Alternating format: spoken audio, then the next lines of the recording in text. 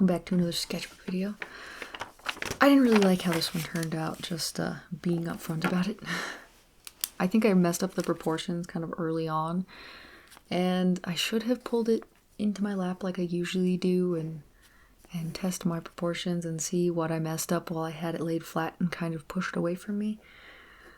So, yeah, if you've been following me for a while, especially this past year, you'll know that I've done that a few times and it always messes up my proportions, so here we are, learning once again the same thing and hopefully cementing it into our brain holes.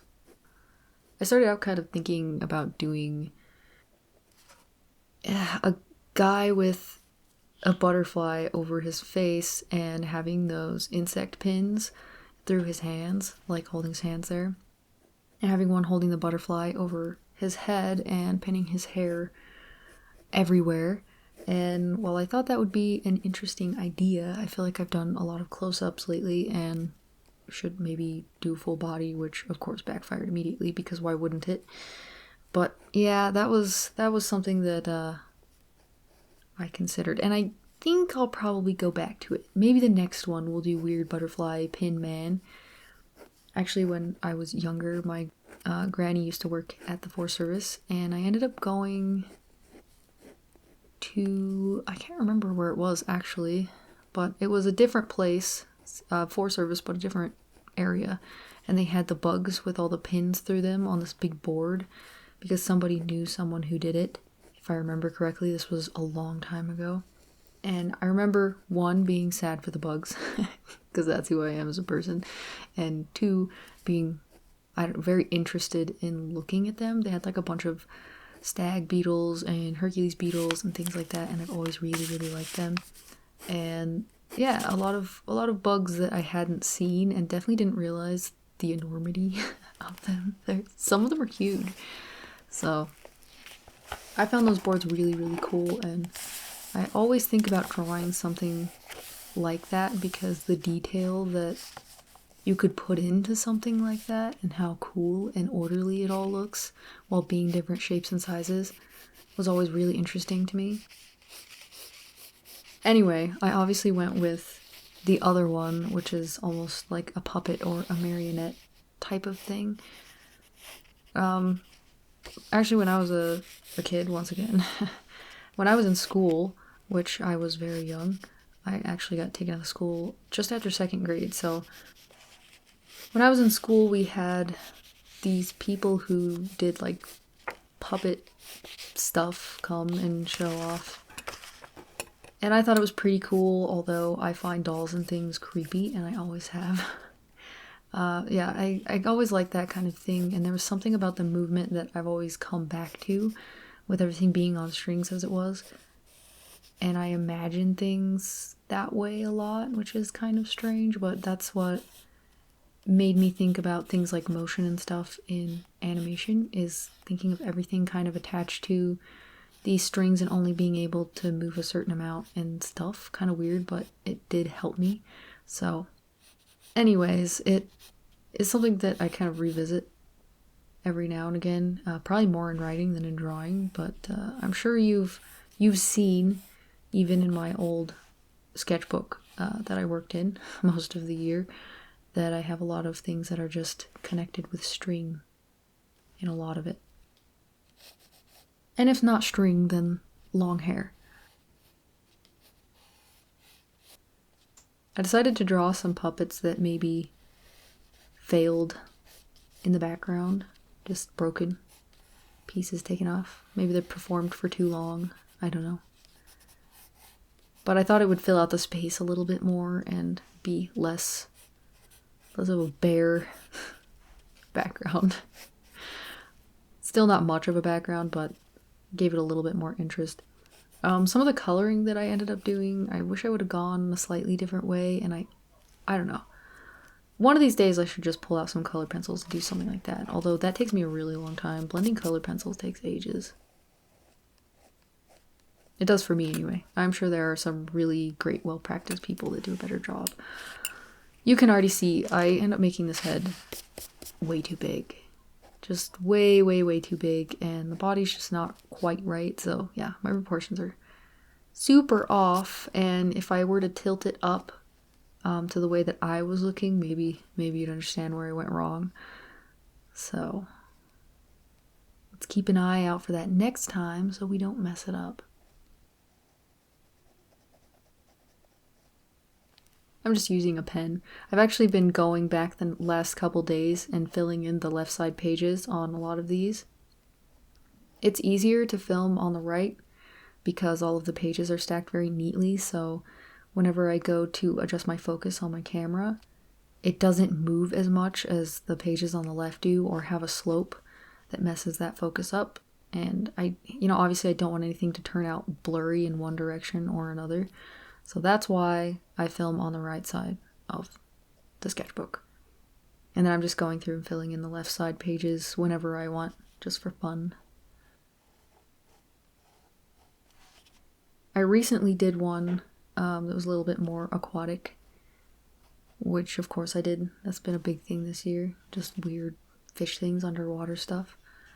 And yeah, I did kind of an interesting pattern shading on it that I liked. I don't think the picture was perfect, but I liked that, and I thought I'd like to put that into something.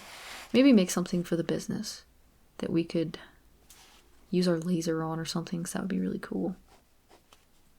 We have these really cool tumblers.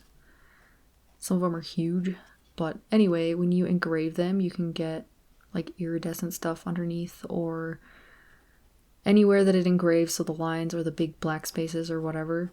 You could have silver or gold or whatever, and I find that super cool. So maybe I'll do something like that. I have some flasks too, and we keep talking about doing something with those as well. I just have to sit myself down and actually do some designing. It does need to be done.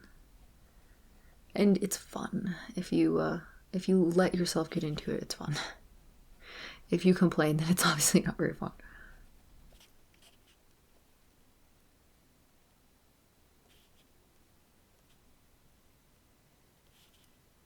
Maybe I should have also planned his clothes out a little bit better. But I like those big fluffy pants. I should have done the short ones that have that huge like ballooning thing. I'm sure they have a name. I don't know what it is. But they look really interesting when you put them with like tights. So one day I will do that again because I really like stuff like that. I like doing that and then giving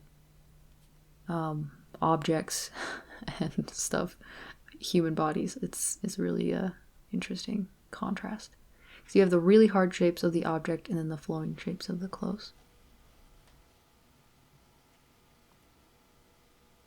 Wasn't actually going to give him puppet hands, adding all the little circle joints and things, but I did it. I did it anyway. As I was making this, I was kind of running out of daylight.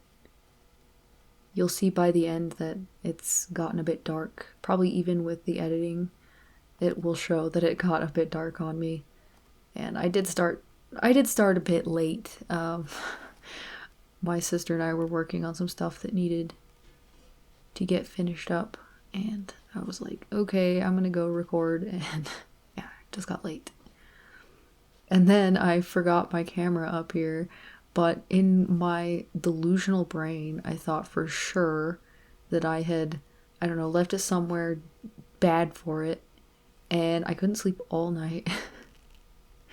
And I already have insomnia, and it's even worse because it's a full moon and it's just too bright. So yeah, I was awake nearly all night last night just thinking about my camera and worrying about it and being a bit mad at myself for forgetting it. So yeah, I finished. I don't usually allow myself to touch a device at all whenever I go to bed, like properly go to bed. I don't even let myself look at the time because it'll make me wake up at the same time every single night. It's really annoying, But I gave in last night and I just let myself read, and I finished almost an entire freaking book. Because I was worried and I couldn't sleep. Couldn't even make myself feel tired, and yeah, it's fine. The camera was fine. It was safe.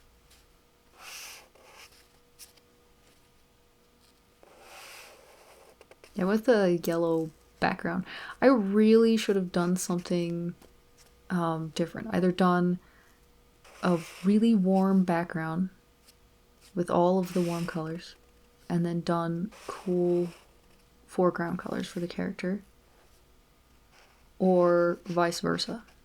And I did not. I actually kind of chickened out a little bit too, and I just used gray. So, although it was a choice, it was a chicken's choice. So, yeah. Try to get that kind of clean, because I think sometimes the textures lead your eye a little bit, so I tried to push it on the ground a certain direction and then over the body certain directions. Sometimes kind of following the forms and sometimes not so much. There's actually a huge pause between me choosing what I was going to end up doing with this guy after I had done little background bits because of, you know, the cowardice and whatnot. Like, man, could I do something interesting with that? And no, I couldn't do it. I was running out of day and I couldn't do it. Like, if this messes up now, I'm not gonna have any time to redo it. No way. So, yeah. Put me in the dunce cap. So I just got out my trusty Tombows and started doing the grays. The last one had technically white hair. His hair was supposed to be like a silvery white color. And then this one I decided to do dark. Though probably if it was properly colored, I would have just given him reddish hair. But it's just gonna be dark.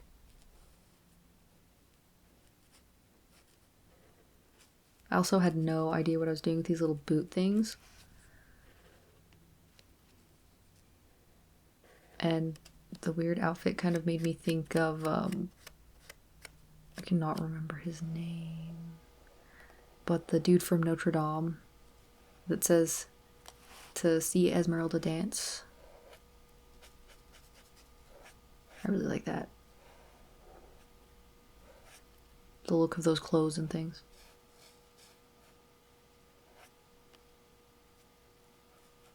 So even though it wasn't perfect and not quite what I wanted, and I probably should have spent a little more time designing and watching my proportions,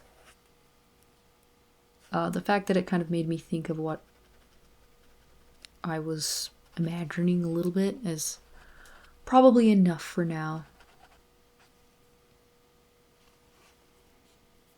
Because obviously I could go back at any point and redo that or put it on my iPad or whatever.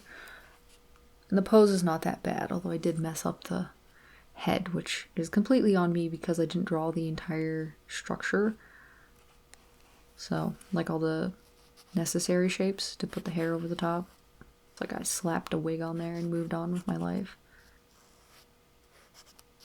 Which essentially, yeah, that's what I did. So. Sometimes you get away with shortcuts and sometimes you don't. I was kind of trying to add a little bit more depth in some of this, so I took that darker marker and went back through a couple spots and just touched it up.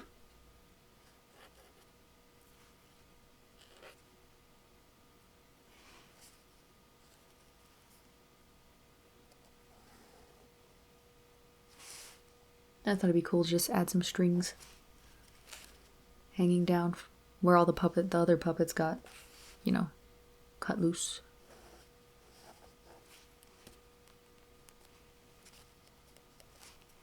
And then it kept that from looking so empty because it was super empty before.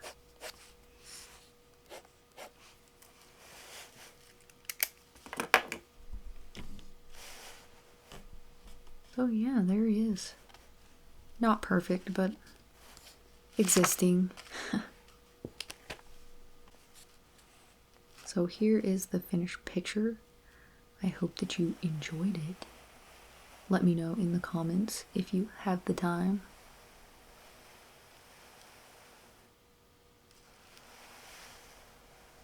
Have a good day or night, and bye.